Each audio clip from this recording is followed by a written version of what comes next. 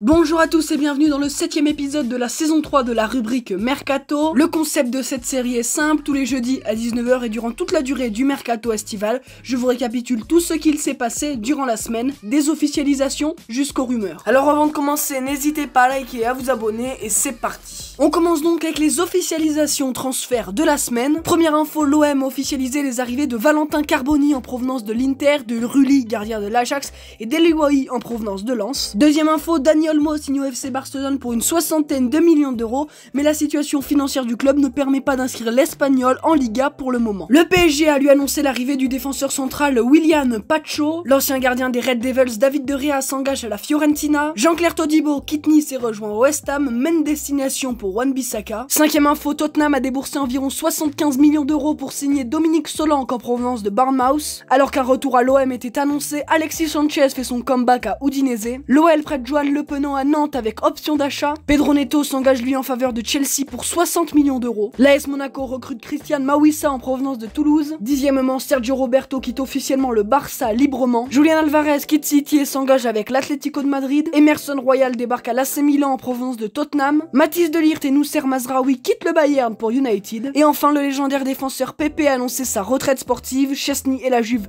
se sont mis d'accord pour mettre un terme au contrat qui les liait. Et Cole Palmer a prolongé son contrat de 2 saisons avec Chelsea.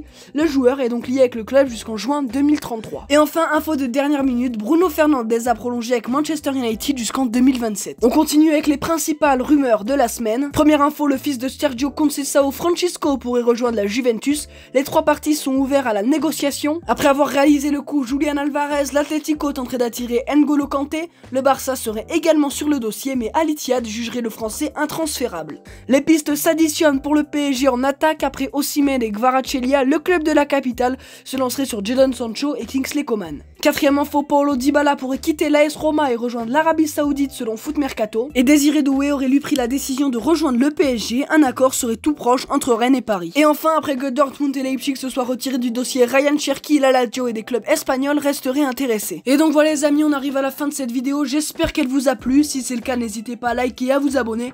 Et nous on se retrouve dès la semaine prochaine pour un nouvel épisode de la rubrique Mercato.